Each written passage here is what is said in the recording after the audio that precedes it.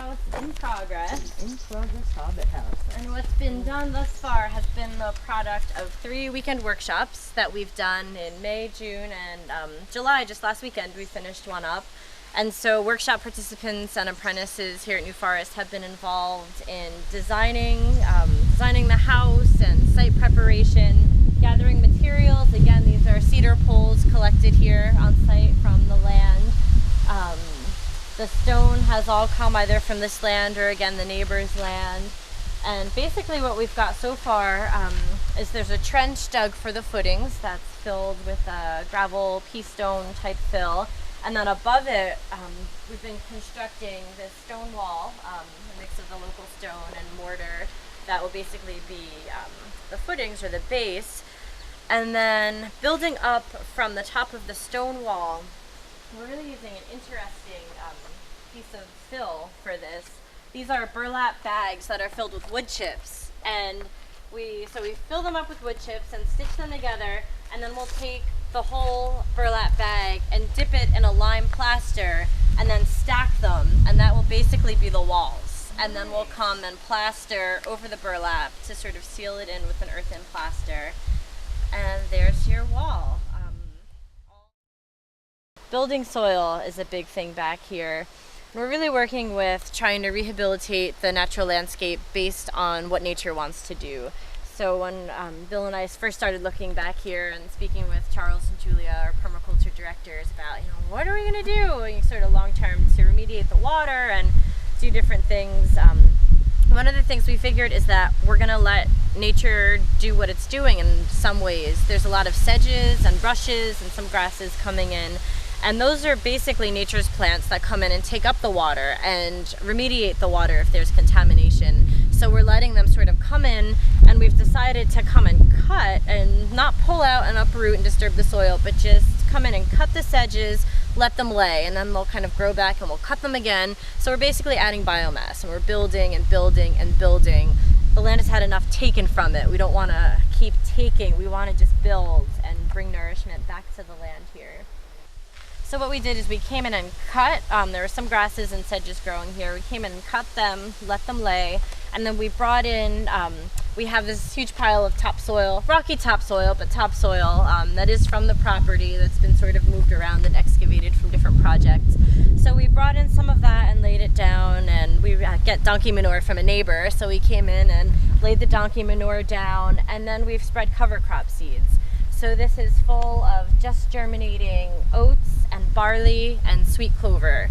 And what we're hoping is those plants will come up. The clover fixes nitrogen, and the oats and the barley will help to hold water and hold nutrients from the compost in the soil. And then at the end of the season, we'll be able to harvest the oats for medicine and harvest the barley for a grain. And the bees love the sweet clover. We have 2 hives of honeybees, so the sweet clover is one of their favorites, so we'll let it flower for them. And then we'll just come in and either cut it or let the snow take it down, and we've added that much more biomass to this spot. So in the spring we'll come in and kind of take a look and see how everything's progressed and decide if we're going to cover crop again or maybe try to do something here. Around the pond there's some bermed soil that's actually made of peat from the pond, and we planted some squash, corn, and beans in there. So that's our Three Sisters garden. So making use of just trying to grow whatever we can wherever we can, really getting food crops back into the landscape while rehabilitating. So this area, you should actually look at it from the other side, but these are some potatoes that we put in. Again, new ground, this is kind of hard pan, kind of rocky, compacted soil. So putting on the potatoes, we're just building up, layering, adding compost, manure, hay, seaweed, grass clippings, whatever we've got, build it up. This is a bed that we put in as part of a workshop in June. We did a 1-day permaculture garden workshop for people to come, and the focus was learning how you can incorporate permaculture into your gardens at home. So we did this hands-on planting, built the beds, mulched the paths, and planted. We have sunflowers all through the center, And then a little bit of corn mix. It was all corn first until the slugs came and ate a lot of it. So we put our sunflower transplants in the center instead. And then around the outer layers, there's soybeans in most of the spots, and then a few survivors of a crop called mangels, which are essentially really big beets. They're in the beet family, but they're, huge. And they're usually grown as a soil builder. They help to go down and break up that hard pan soil. And then you can store them as a livestock food. So they're sort of like not fresh, but a stored vegetable that you can have for livestock over the winter.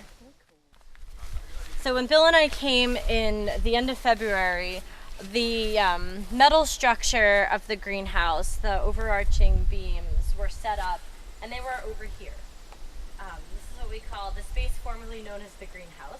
These days. Nice. Our greenhouse is on a movable track, similar to Elliot Coleman's design. He's up in, near just south of Castine. But he does four-season gardening and such, so it was modeled somewhat after his greenhouse style. But the idea was that we would have a greenhouse set up on this side of the area, and this is where we started sort of our cool season crops in the spring. So we got here, I guess, end of February, and we said, okay, we want to plant in the greenhouse April 1st. And at that point, it was just these metal bars over, and the track was built. So we got plastic and the hip boards and the wood and the aluminum for the sides, and with the help of Dave and Sean, built the rest of the greenhouse.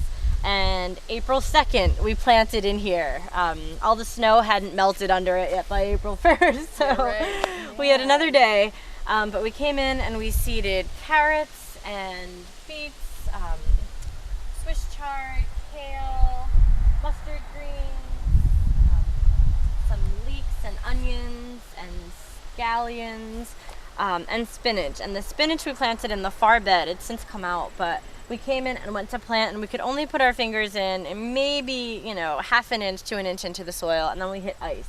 I'm like, well, it'll melt pretty fast. Let's just plant anyway.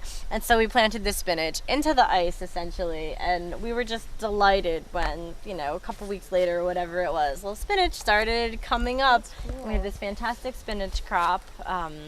The mustard greens have come and gone. The salad greens have mostly come and gone. The kale is still holding strong that we've put in. We've still got some beets from the first seeding. But we're doing a successional planting. So as spinach came out, we put in scallions and kale and some kohlrabi and cabbage plants. So sort of cycling in and getting ready for what will then be the cool season crops coming into the fall.